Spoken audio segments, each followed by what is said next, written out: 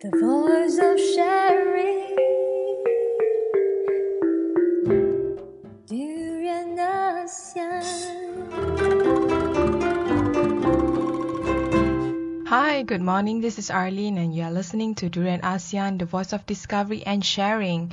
Today is a Thursday, and in this very busy morning for everyone, preparing for their work and all the activities in the morning. I guess I just want to ask you all to just take a moment and enjoy, the beautiful scenery outside your car window, or just chill and think of the beautiful memories in your life. Life is not just about all work. But for us here at Durian ASEAN, we want to also add more in-depth to your life by providing more news from Southeast Asia. So to start off with, today's first news is actually about the Commonwealth Game. So Pandalela, she is walking wounded to reduce the ASEAN Games too. So the dive Pandalela Rinong has to tread with caution when she makes the plunge at the Incheon ASEAN Games next month, as her recent knee injury is more serious than thought.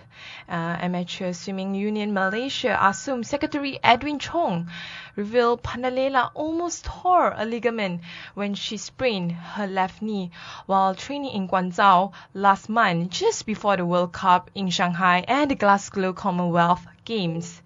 Well, given her conditions and the fact that she's still on light training, Pandalela is likely to be confined to doing only two 10-meter platform events, which is the individual and the synchro in Incheon. Well, she also said that it is unlikely she can do the 3-meter springboard synchron. Well, she also added that we only have a short time before the game starts, and a diver who is in this condition needs time to rest and allow the injury to heal. So I guess for Pandalela, it will be a very hard time for her right now, because I think she really want to push herself forward, but at the same time she is very injured. To me, my personal view on the case with Pandalela, I feel that she is a very, I would say, huge promising star in Malaysia, athlete star. I mean, she came out of nowhere during the last Olympic game, and even managed to clamor third place in one of the categories that she's into. And this time, she's a young diver from Borneo Islands, and she's someone that I think would definitely can make Malaysia proud, regardless she's injured or not. I think Malaysians are there for her. And for the Incheon ASEAN Games next month, I think I think it is in a way, it is life, sometimes you join a sport, sometimes you just have to let it go because of some things that you cannot really do anything about it. For example, the injury on her leg. Another thing that I do want to add up that during the London Olympic bronze, she, as the winner, only took part in the 10-meter platform individual at the World Cup recently, after scratching the 10-meter platform synchro and 3-meter springboard synchro. Well, she also didn't really compete with the 3-meter springboard synchro event in Glasgow, but she managed to take bronze with Nur Dabita Sabri in the 10-meter platform synchro.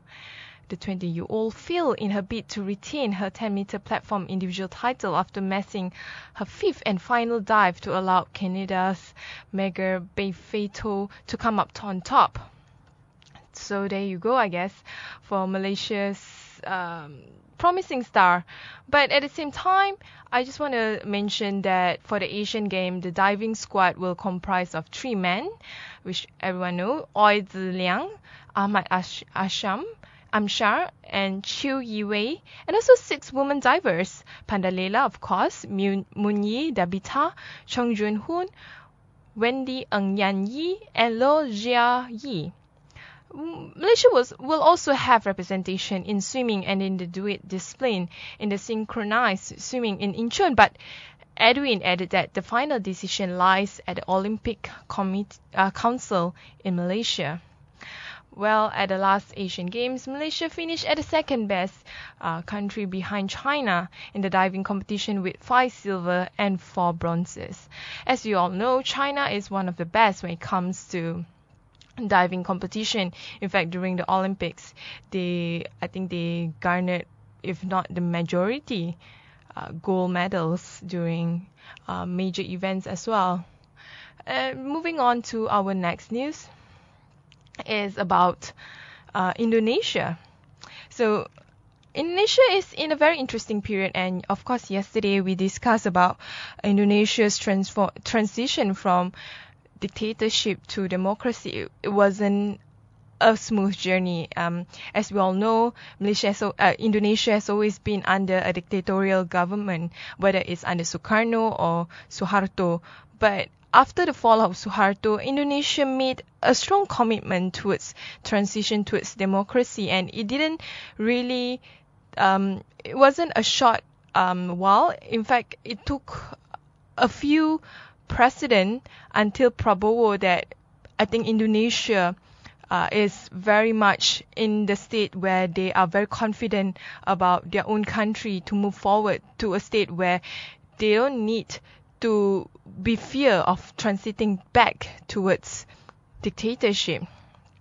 But anyway, Indonesia's Prabowo starts elections court challenge. As you all know, Prabowo Subianto was the loser of the presidential elections. In fact, at the very, very last minute, he actually quit the elections itself and wanting to challenge via court towards the results of Jokowi. Indonesia's ex-general Prabowo Subianto angrily claimed widespread cheating cost him victory in the country's presidential election at the time of legal challenge to the results, as hundreds of flag-waving supporters staged a rally.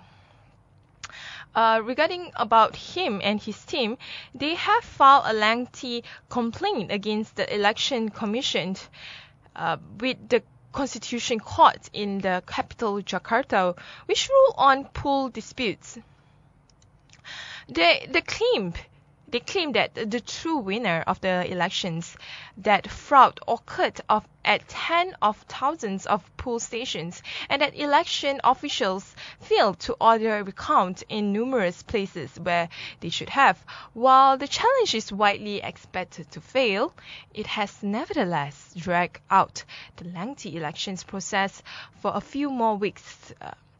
The court must issue a ruling by August 21, which cannot be appealed, unfortunately. So we hope the court will do something about this. Anyway, moving on with Indonesia. We all know that Prabowo is a controversial former military figure with roots in the era of dictator Suharto, and he actually declared victory at the July 9 presidential election on July 9. But anyway, 2 weeks later, the official results later confirmed Widodo as the eventual winner of the presidential election. He's filing for complaint, and it seems like he's not backing up of what he thinks that is right for him. In fact, like North Korea, at Wednesday's preliminary hearing, Prabowo delivered a typical fiery speech, saying that his side has tens of thousands of witnesses who could back up his claims. Interesting. In fact, he also said that election has been hit by distortions, dishonesty, and injustice. I'm not really. I wasn't on the ground. I'm a Malaysian. I did not really know what is actually happening on the ground, but I do have many civil society friends in Indonesia, and from what it seems like, majority of, or if not all, of the civil society in Indonesia seems to be on Jokowi's side of the camp rather than Prabowo, and they seem to see that this is the dawn of a new Indonesia, where the Indonesia that is based on democracy, that is based on freedom and justice, rather than an Indonesia that from the past where everything is very centralized, it is resources or power or even the system, the structure itself. So for Prabowo to state that claim, it is a huge claim. In fact, this is what he said. There are hundreds of polling stations where our coalition received 0 votes. This could only happen in a totalitarian country like North Korea. So he's equating Indonesia with North Korea just because some of the polling station, he claims that they didn't receive any votes from the people. While there are some instances of vote fraud during the elections, most analysts consider the country's third direct president elections since the end of authoritarian rule in 1988 to have been free and fair. But anyway, Prabowo said he wants to seek justice for the Indonesian people. He further mentioned that if justice cannot be served, we are very, very worried for the future of Indonesia, democracy, and Indonesia's people. To me, I beg to differ. I think Jokowi is doing something interesting. In fact, I think a lot of people have watched the news would realize that he's now actually moving forward to choosing his cabinet not by himself but via crowdsourcing. He's going via social media to get the opinions of ordinary Indonesians, which are majority, on the net, to make the choice for him. And I think that this is very, very forward-looking. I mean, you would only imagine that kind of situation to happen in countries like Scandinavian countries. I mean, I would definitely have this idea that countries like Sweden to implement this, because they do have an online platform for people to directly voice up their sentiment against any of the state's policy that they are unhappy of. But to have Indonesia to do exactly like that seems like Indonesia is moving like probably 20 to 30 steps forward in the ASEAN countries, and we hope that Indonesia can definitely be the beacon of democracy in ASEAN. Anyway, just to wrap things up for Indonesia, the heightened public scrutiny of the court is expected to mean that the institution will be at pains to appear squeaky clean. I think Prabowo has the right to challenge the court. It shows that it sort of create this avenue where, if you are unhappy, you can challenge it. But eventually, if the system is really democratic, the result will show it all. The result will show that whether what is actually the facts on the ground are. Anyway, talking about Indonesia, their biggest or worst foreign policy thus far is Australia. And now, talking about Australia is investigating pedophile father in Thai baby scandal. We actually mentioned about this news earlier, a couple of weeks earlier. Australian authorities on Wednesday investigating the father at the center of this Thai surrogate baby scandal, who was exposed as a convicted pedophile to determine whether his young daughter is at risk. The man from Bunbury, south of Perth, sparked global controversy for apparently abandoning his Down syndrome baby boy, Gammy, in Thailand and taking on his healthy two sisters back home, although he and his wife dispute the circumstances. In another twist to a story that has generated fierce debate on the moral and legal ground of international surrogacy, reports emerged Tuesday that the man, who cannot be named for legal reasons, has convicted for child offences. Australian media widely reported that the 56-year-old electrician was convicted for sexually molesting 3 girls. Wow, seems like there's more development to the case itself. It's not just about a baby boy, it's not just about the story of a baby girl and a Thai surrogate mother that is left by herself to fend off and take care of this poor child. I mean, she's there to make money, to give birth to beautiful babies for parents who do not have the means to do that. But now she's left with a Down syndrome child. I think it's very cruel to any parents to leave their child or abandon their child just because they are not the perfect child. It is just very, very, very heartening to see that.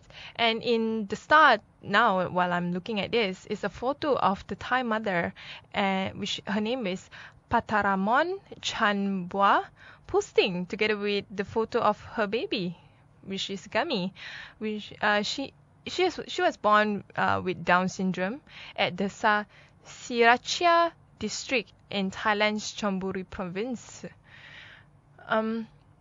So the Australian spokesman Darren O'Malley, he said that the Western Australia Department for Child Protection confirmed to AFP that an investigation had been launched and said another attempt to speak with the parents would be made on Wednesday. A full investigation will be conducted into the safety and welfare of the child involved. They will be talking to people concerned and getting information which will also be gathered from the police and the family member. Unfortunately, the authority could not track down the man and his wife, and then they would enlist the services of the police to locate the person of interest. We have the power to remove children when there is a significant and immediate concern over their welfare. On the other hand, we could not find that there is no need for other actions. These were what being spoken by Darren O'Malley, the spokesman for the Western Australia Department for Child Protection. Talking about surrogate mother, as we reported earlier, she's still in shock at the hearing of the child's sex conviction. I mean, she assumed that it's just another innocent couple wanting to have babies, but unfortunately, they were shocked that one of the babies is Down syndrome. That's the story on her side that she assumed. But unfortunately, the allegation is much, much more worse. They are not just a typical parent. The father is a child sex convict.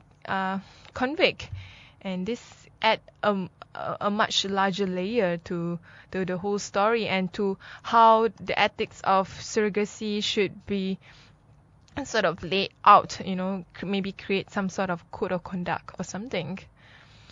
Anyway, for talking about the mother, she's 21 years old and she has agreed to carry another Thai donor's egg fertilized by the Australian man in exchange for around $40,900. An agent, which she refuses to name for legal reasons, acted as the go-between. This is the story how she became the surrogate mother. She also claimed that the agency told her that the parents wanted her to have an abortion, which is legal in Thailand. Which is actually illegal in Thailand to have an abortion. Once medical tests revealed that the boy had Down syndrome, but she refused. The Australian couple has disputed her versions, claiming that they were told Gami had a congenital heart condition but not Down syndrome, and left him in Thailand because doctors said he would not survive more than a day or so. Anyway, according to Vijit Panaying Paisan, a spokesman at the Gami's hospital, said that the fresh test on the boy had revealed that his heart is in perfect, good, strong condition. The health authority said that it is illegal to pay for surrogacy in Thailand, that someone who agrees to carry a baby must be related to the intended parents. I think surrogacy or commercial surrogacy is something that is personally is ethically wrong, but at the same time it is something that is like a chicken and egg situation, that you don't know how to begin the conversation and how to make a moral judgment on this. It is mainly a case by case situation, but at the same time I personally feel that anything that involves the caring of humans shouldn't be, or the birth of a child or what so, should not be seen as something of a factory meal sort of conveyor belt. It should be celebrated as something beautiful and something significant, rather than being seen as, oh, I'm just here to bear a child for you and I just want the money. I mean, it sounds a perfectly fine sort of exchange of money and also baby, but ethically it's still something that is debatable. Anyway, there are cases where there are altruistic surrogacy, meaning that the mother could be related to the intended parents, and I think that probably would be perfectly fine. To wrap this up for the news on the surrogacy, to avoid those curbs, surrogacy Australia said couples are increasingly going overseas to find women willing to carry their baby, with several hundreds each year traveling to India, Thailand, and the US. So, I mean, surrogacy is it's a topic that is not easy to just discuss it like that, because it is a topic that can be a bit emotional for some women to justify why they want to have baby and they have to go all the way to all these third world countries just to do it. The next one is about Myanmar. Nearly 5 million signed up to support change of Myanmar military draft constitution. This is part of the opposition leader Aung San Suu Kyi has collected nearly 5 million signatures in support of changing Myanmar's military drafted constitution and challenging the military's dominance in parliament. Suu Kyi's party has set a priority on changing an article in 2008 constitution that requires a 75% parliamentary approval to amend major chapters of the charter. The military occupies 25% of the seat. National League for Democracy party spokesman Nguyen Nhan Win said that Wednesday the campaign for signature was a success, since it was done under the pressure of intimidation by authorities. The campaign was launched nationwide on May 27 and ended on July 19th. So it seems like, the future might be brighter than it is for Myanmar. Definitely hoping that Myanmar can have its people-centric constitution that is consulted by all, rather than having the constitution which was drafted during the 2008 military regime rule at the time. With the new constitution, it seems like Myanmar can go further, even it can go as further as Indonesia and all these other developed countries. While Malaysia, we are still stuck in a situation where our constitution is something that is it's a hard topic to talk about it, to amend the constitution. At any moment, people can just use the Sedition Act to sort of put a block towards any sort of conversation about amending the structure of the country, and constitution is definitely one of the key structure in any country's governing system. And personally, I believe that if you have a symptom, you have to address the root cause, and the root cause has always been about the structure We can blame individuals' behavior for having certain attitudes that we do not desire. Like in Malaysia, the situation of race and religion has always been a contentious situation where people would prefer to blame each other by saying that, oh, maybe you have lack of education on this, or maybe you have no manners, or this and that. But in actuality, the structure is the reason why we are who we are when it comes to how we treat other people, how we think, the mindset that we have in how we conduct ourselves. The more democratic and transparent and a structure that is based on equality, the more that the society will prosper. And not just in terms of physical prosperity, but also in terms of internal mindset and attitude, and also the outlook of life. So I guess, I mean, all the best for Myanmar. I hope that Aung San Suu Kyi can push forward for her long-term goal to ensure that there is a strong democratic processes and structure in Myanmar. It's still a long way as we witness in a lot of countries in Southeast Asia, but it's a one step forward towards a nation where the people has long desired to be in a state of not fearing their government. Before we end, we just want to mention a quick news about Cambodia's Khmer Rouge genocide. So the first verdict due for the trial 3.5 decades after the genocide rule of Cambodia Khmer Rouge ended, a UN-backed war crime tribunal is due to deliver its first verdicts on Thursday in a historic case against only 2 leaders of the regime left to stand trial, and both of them are quite old. They did a lot of really unimaginable mass killing of people of Cambodia during the military regime between 1975 and 1979. The current trial began on November 2011 and started out with 4 Khmer Rouge leader, former Foreign Minister Leng Sari died in 2013, while his wife, Social Affairs Minister Leng Thiert, was deemed unfit to stand trial due to dementia in 2012. The group top leader Pol Pot died in 1998. So that's all for our news today. Catch up with us later on with our Blast from the Grassroots. We have an interesting group, an a cappella group that will really melt your heart with their really beautiful voice.